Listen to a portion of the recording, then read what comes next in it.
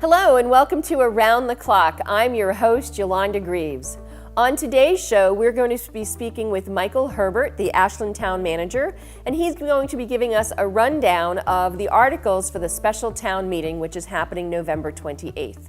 Of course, we have our Selectmen's update for the Selectmen meeting that happened on November 2nd, our ever popular Around the Town tour, talk to you about some upcoming events that are going to be happening at the end of November, and a very special arts and entertainment review of Le Corsaire by the Boston Ballet. So stay with us and we'll be back with more Around the Clock. Welcome back. It's time for the Selectmen's Update. This is based on the Selectmen meeting that happened on November 2nd, 2016 at Ashland Town Hall. We opened our general meeting and then stepped out quickly for an executive session to approve some minutes from executive sessions earlier in the year. We came back and we had headed into a hearing with Honto. Honto over on Route 135 is looking to do and have an expanded entertainment license. Currently they are allowed to have full bands 3 Saturdays a month, and then acoustic or low-key music throughout the week otherwise. They would like a full entertainment license where they can have bands every night and special nights during the week. We suspended the hearing until next week, until the next meeting, because we need to get some more information. They had done a review of sound, and it was based on decibel levels, and we've asked them to update the report to talk to us about how it relates to Ashland's noise bylaw. We heard from several residents in the area, so we need to take that into further consideration, but we should be making a determination at our next meeting. We also did a consent agenda where we accepted some regular session minutes and also approved the Pop Warner Toll Road, which will be happening on November 5th. We then went into old and new business, and we talked about the distribution of our invitational Boston Marathon numbers. We give 10 of those to NORD, which is an organization that supports specific disorders. And then we have 12 open numbers, which means we have 12 numbers through the town of Ashland that are offered to employees and residents who would like to run and raise money for our BAA grant program. To be able to get a number, you have to give your name in to Susan Roby, and if there's more than 12, we do a lottery, and you are then required to raise $3,000. That money then helps us with our BAA grant program. So if you're interested, if you're a runner, make sure you get your information and request into Susan Roby, sroby@ashlandmass.com at Town Hall, no later than November 21st, which is the Monday before Thanksgiving, and we'll be drawing the names on the 22nd. And you'll find out right away so that as you're having Thanksgiving, you can start your fundraising. We also talked about some new towing regulations that our safety committee and also our chief of police looked at. We have some areas where there's no parking in town, and we're now going to change that into no parking tow zones. And we're going to have a regulation that talks about who will be towing for us and how much it will cost. We did a first reading review of the policy, and we'll be doing a second reading review either at our second meeting in November or our first meeting in December. We also voted to close and post the warrant for the special town meeting, which is happening November 28th.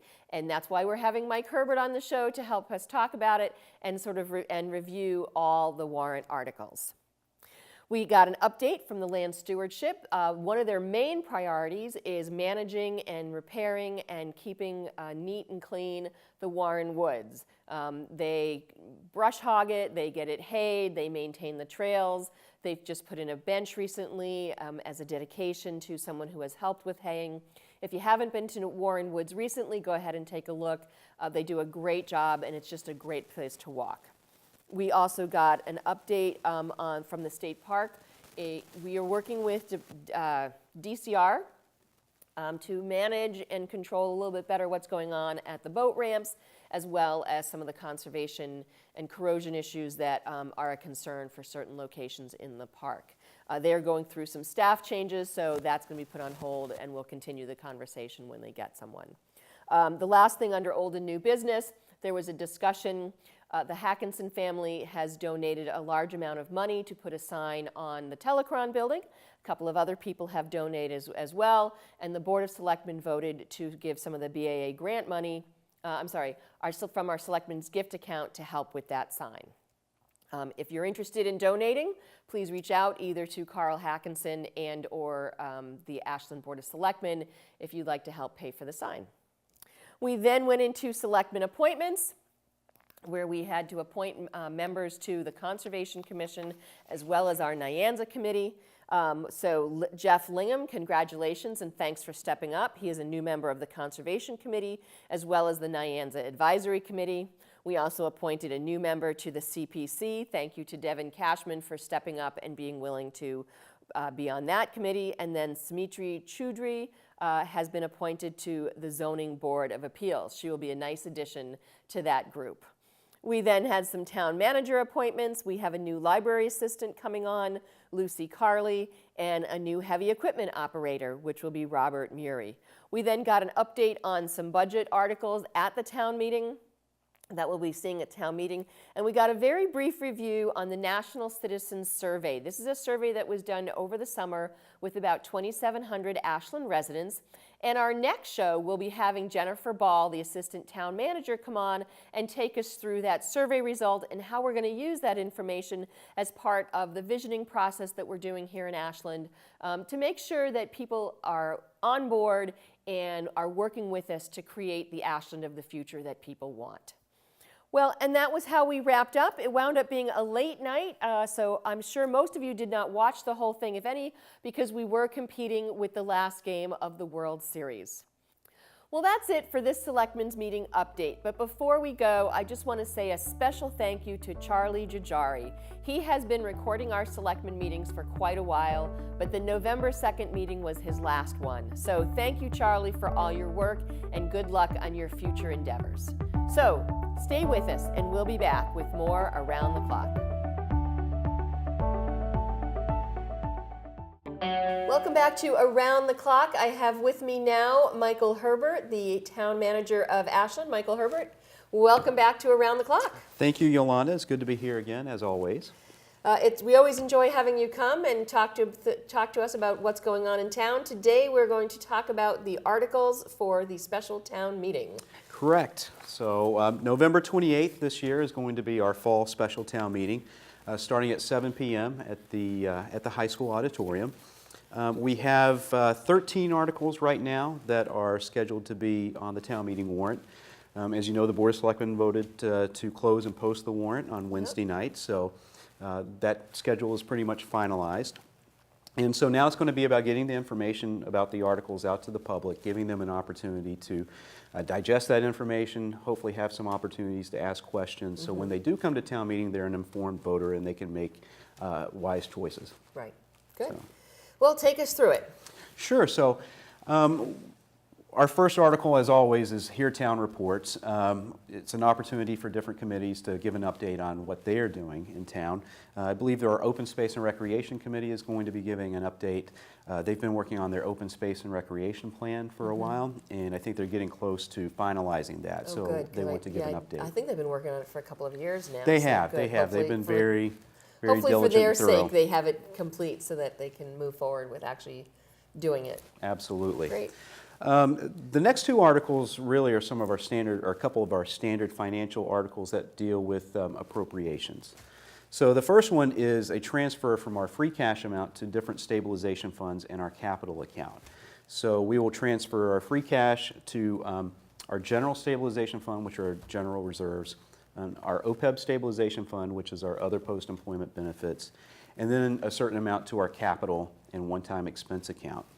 And then the next article is adjusting our fiscal year 2017 appropriations. And we will also be contributing money into our capital account from that as well. And we're still working out the exact projects that we're going to fund through those appropriations. But one I can definitely tell you about is moving forward with the next step of the assessment of the Cadillac paint site. Great. And so I think our vision is to turn that into some kind of park, some kind of recreational area for that side of town. We need to do this in order to make ourselves eligible for different grant fundings, different state aid, But we have to take that step and put in some of our own money to do that. And so these two articles will help with that. Can you talk just a little bit about the increased state aid that we got, and which is why you're able to add some things to the budget for 2017? Sure. So part of the appropriation adjustments are going to be due to an increase in Chapter 70 education aid and also a decrease in our assessment for charter schools. That's going to total around $570,000. Right. So that's going to help us make a number of adjustments. The school department has already decided on what they are going to spend their portion of that appropriation on.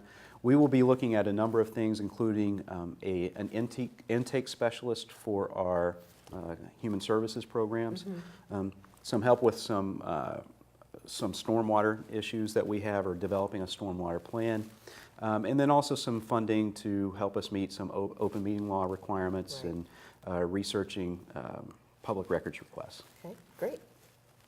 So the next article would be the creation of a receipts reserved account. This is really more of a bureaucratic thing. Town meeting has to authorize the establishment of this account, and then also the transfer. We will also approve our property tax exemption amount. This is a very important article each fall. Yes, it is. Our property tax exemption amount gives qualifying seniors a break on their property taxes. This year it's going to be about $516. So hopefully town meeting will pass this, and once that is done, Rich Ball, our assessor, will begin an outreach effort to make sure that seniors who are eligible know that they're eligible. Great. And will help walk them through that process. Good. Yeah, this is a way that we can really help the seniors who are trying to stay in their homes, Yes. give them a little bit of a break on their property taxes. Good. Absolutely. Nice. So next we'll be actually revisiting an article from fall 2015, Right. which is the purchase of the piece of the Warren Conference Center property. Town meeting authorized buying one parcel in 2015. Through subsequent negotiations with the Board of Selectmen and Framingham State, we Right. actually actually have the ability to acquire two parcels for the same price. Right. But, so we need to put that in front of town meeting, make sure that that's the will of the voters, and I think it's a good deal for the town, and hopefully that would meet a positive response. Good. Yeah, and I know when it was well received last year when we brought it to the voters at town meeting about purchasing the barn that's on the property.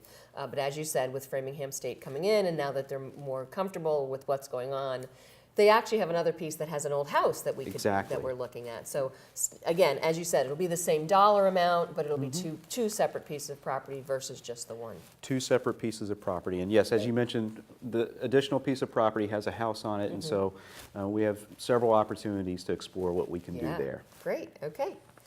Next is the MWRA I&I Local Assistance Project. This allows us to take advantage of low-interest loans and grant funding to do I&I work, which is inflow and infiltration work in our sewer system. This helps keep our costs down. It reduces the amount of water that we need to treat that seeps in from the ground that's not technically sewage. Yeah. I know that's very technical, but anyway, Article 8 is put forward by the Water Policy Committee, which is a change in our water bylaw. Right. So the Water Policy Committee has worked very hard over months and months to. I want to say they've been working for a good year and a half, if A not good longer year and a half. on They've this. already put forward some revisions at a previous town meeting. Right. They've worked to tweak that, and so they're going to bring forward an updated version of that bylaw, and they'll be able to walk everybody through some of the changes there. Next will be a approval and authorization for the town to actually construct a permanent connection to the MWRA system in Southborough, and giving us the authorization to become part of the MWRA system. So we will have some background info related to the costs associated with that. And then the next article is actually going to deal with when we actually turn that connection on. Right. I know that's a big interest to many of the people that show up at town meeting and big interest to the citizens. We're going to have this connection, but when do we actually utilize it? Right. Is it going to be a secondary connection, or is it going to be a supplemental connection? So that should be a lively debate on town meeting floor. Yes. Yeah. And I definitely recommend, if you're interested in any of these MWRA articles, read them, reach out to members of the Water Policy Committee, members of town management. get your questions asked. You can still ask them at town meeting, but have a real understanding, because this is a very important thing. We currently have an emergency connection going on.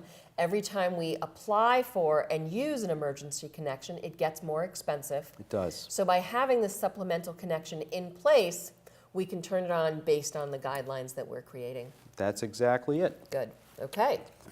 All right, then we start entering into the last segment of the warrant articles, which is our zoning articles. We typically put those last. The first would be a marijuana moratorium bylaw. As you know, question 4 is on the ballot this year. Will be decided on Tuesday whether or not to legalize recreational marijuana use. As you know, medical marijuana was authorized a couple of years ago, and the town actually established a moratorium at that time so we could determine the best place to zone and site those facilities. This would actually give us the opportunity to study those same effects for recreational marijuana. Now, has our medical marijuana moratorium been lifted, and do we have? It has been lifted, so we actually have zoning designating where we could have medical marijuana dispensaries. They're generally concentrated around the 126 area. I don't know if that's the direction we'll go in with the recreational marijuana, or even if we'll have to entertain that question if it doesn't pass. The voters will decide. Exactly. The next article is a change in the height restrictions for our downtown buildings. So currently, our height restriction for downtown is limited to 3 stories. Unfortunately, we don't designate what a story is. It could be a 20-foot story, and if you did 3 20-foot stories, you've got a 60 square feet. foot. Yeah, that's pretty tall. It's pretty tall. But what this would do, it would actually set a foot limit, so 38 feet for downtown zone buildings. The planning board would have the ability to extend that to 45 feet through a special permit process. And what they would look at in determining whether to issue that special permit is whether or not the developer makes a mitigation payment to a downtown improvement fund, whether they have considered parking, and there's a couple of other things in the warrant article language that they would use to decide. And then finally, we have what's known as a rate of development bylaw. And rate of development bylaws are fairly rare in Massachusetts. I think only 3 other communities have used them. But what it does is, as you know, we've seen an explosion in residential growth in the last 3 years. And you know, we talk about how that changes the character of the town and some of the characteristics of the town, but it also puts, on a more practical level, a real strain on our services. And so we don't have the ability to ban building. Sometimes I think, say, okay, town is closed, no more development. We're just, that's... I think sometimes people have a misunderstanding and think that we are pushing this building or we are actually doing the building ourselves. That's not the case, and we can't limit it. But what we can do is we can look at structuring the development to where we don't have this onslaught of residential units that tax our services and put a strain on our services. So what a rate of development bylaw does, it says, for qualifying developments and subdivisions, whether it be single-family home subdivisions or apartment complexes or condo complexes, what our proposed bylaw states is that you can only issue 25% of the building permits in any given year. So it spreads out that growth over a 4-year period. Gives us the ability to measure the impact of our services. As you know, we've done some things administratively to help us determine what those impacts would be, and then helps us plan and implement any changes that we need to in terms of our services.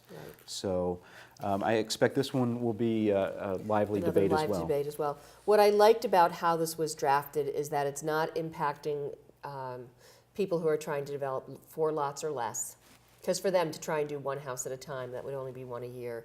And I think it's really going to address the concern that we've been hearing from a lot of people about how things are just coming in and all of a sudden there's all this housing and we want to try and control that. So I really think this will, as you said, cause a lot of discussion and debate, but hopefully people will understand it and come out and let us know what they think.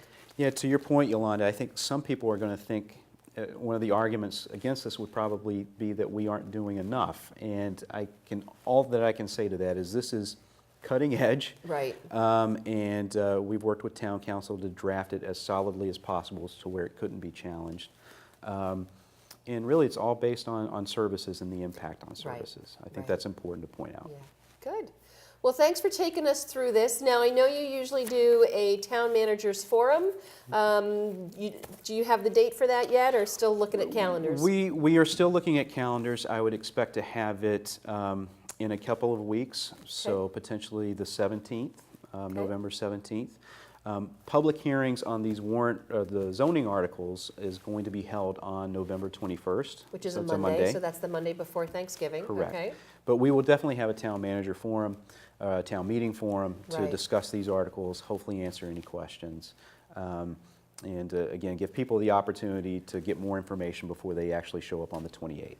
Good. So just a reminder, the special town meeting is Monday night, November 28th at the Ashland High School, starting at 7 o'clock. We'll be announcing the official date of the Town Managers Forum, and the public hearings with the Planning Board will be happening on Monday, November 21st for these town meeting articles.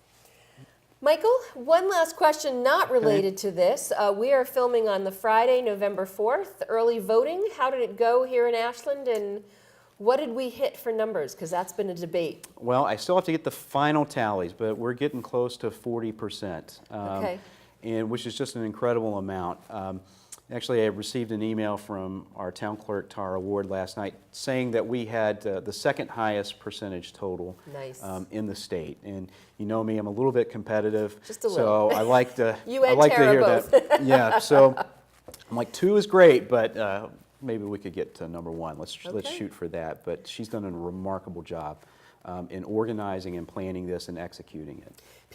Everyone has been talking about how easy it has been, and it's been so convenient. They don't have to worry about standing in lines on election day. So Yeah, absolutely. good. Well, Michael, thank you for coming in. Thanks for having me. And we look forward to seeing you all at town meeting, if not before, on November 28th.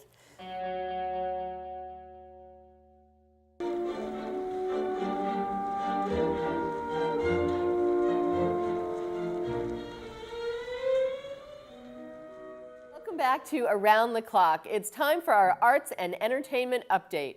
We don't have one every show, but when we do, I love sharing the great things that are going on arts-related in and around Ashland.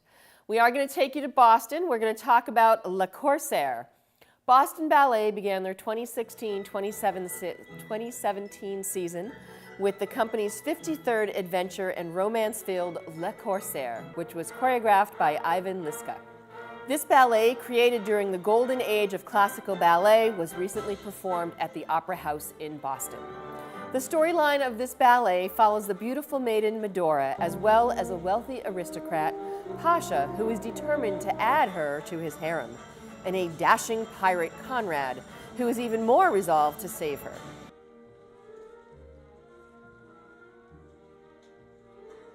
Unfortunately, if you missed Le Corsaire, you do have an opportunity to see Boston Ballet soon as they start the Nutcracker, which will be opening November 25th and run through December 31st.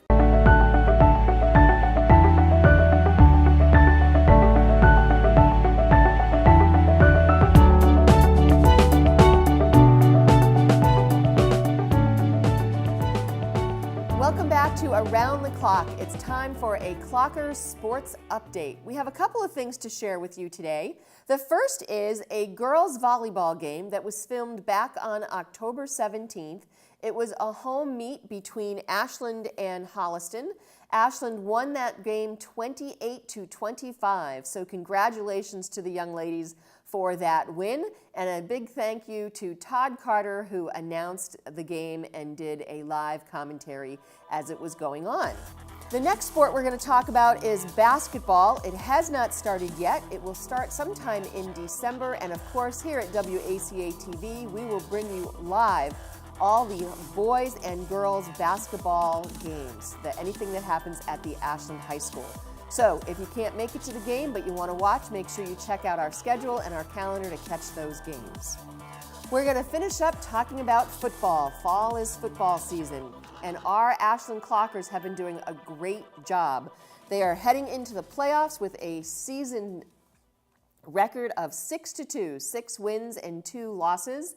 As we are filming this show, they are heading to a playoff game. We don't have the results, but we wish them the best of luck and hope that it went well. And of course, Thanksgiving Day game. That is one of the biggest rivals between Ashland and Hopkinton, and this year it is a home game. We are going to be broadcasting it live from our WACA studios. We will also be live streaming the game, so if you're not home and you want to watch, we'll be able to give you a link so you'll be able to watch the game live stream. Now, back on October 28th when we had a home game, there was a little bit of a glitch. The live stream had a little bit of a problem, as well as our live broadcast from the station. And then during the game, there was a game delay because the lights went out on the field. Not quite as bad as what happened at the Super Bowl all those years ago, but there was a bit of a game delay. So don't forget, here at WACA, we give you your sports fix from Everything Clockers. So that's it for this sports update. We wish our football team the best of luck as they head into the Thanksgiving Day game and all the other sports that are wrapping up their fall seasons. So stay with us, and we'll be back with more Around the Clock. Kicking off to start this game, and we're underway. It's an onside kick. It goes just over 10 yards, but it goes out of bounds untouched. And that's a penalty, and the lights are off at Cunis Field. Oh, no. We still have lights. We still have lights in the booth. You know, I was the kind of kid that would show up in the end zone with the ball as the lights came back on.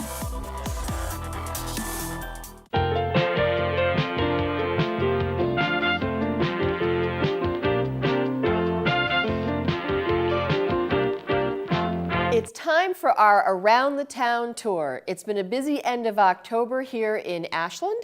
We're going to start up at 60 Pleasant Street, where Divine Stoneworks has opened as a new business.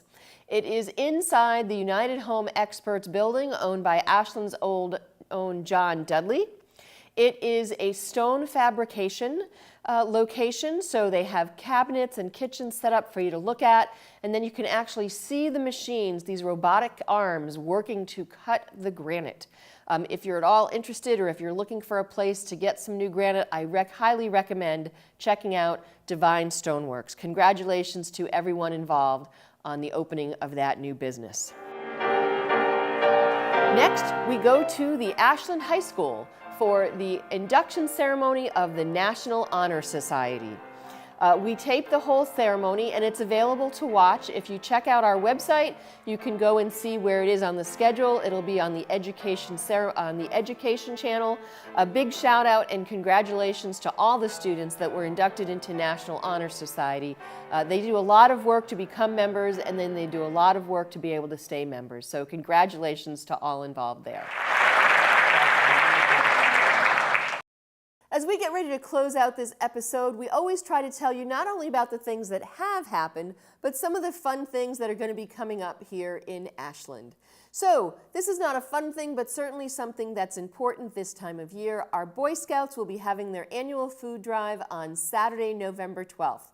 So please consider putting out your non-perishable foods that have not expired so that they can bring them to the food pantry and share them. Also on November 15th is Smokin' for Jake up at the Fireflies in Marlboro. This is a fundraiser for one of our own who is fighting cancer. So if you can, it should be a lot of fun, and of course it's Fireflies food. Who can't resist that? November 18th, we have our Ashland Education Casino Night happening at Honto here in Ashland. The Ashland Education Foundation does some great programs for our schools and for our students, and this is a fun way to get out, see your neighbors, and help support the Ashland Education Foundation.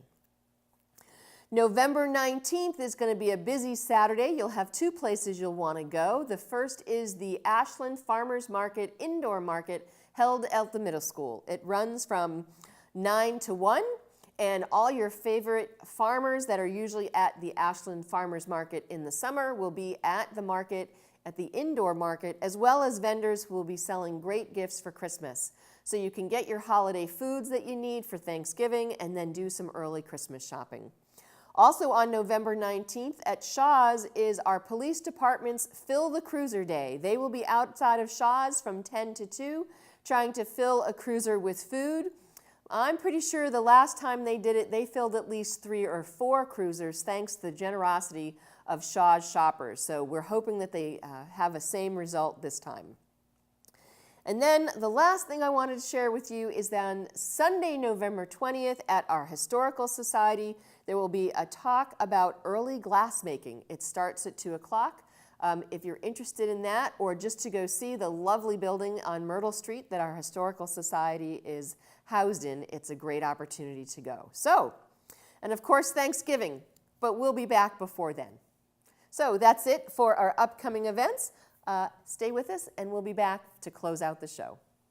Well, it's hard to believe we are wrapping up another episode of Around the Clock. A very special thank you to Michael Herbert, Ashland Town Manager, for taking us through the articles of the town meeting warrant. Before I close completely, I want to give a shout out to Steve Eulis. I had the opportunity to be a guest on his cooking show, All Fired Up. We got to cook a Thanksgiving dinner, make a great turkey and a wonderful stuffing and some wonderful vegetables, and of course, a great dessert. So that show is up and running. If you want to get some tips on how to make your holiday dinner better, you can catch All Fired Up with Steve Eulis. Well, as we close out this show, I want to say thank you for watching Around the Clock. If you ever have story ideas or have something you'd like us to share with our neighbors, please don't hesitate to reach out. You can either do it through our Facebook page, which is Around the Clock on facebook.com, or you can come and contact us here at the studio, WACA Studios in Ashland.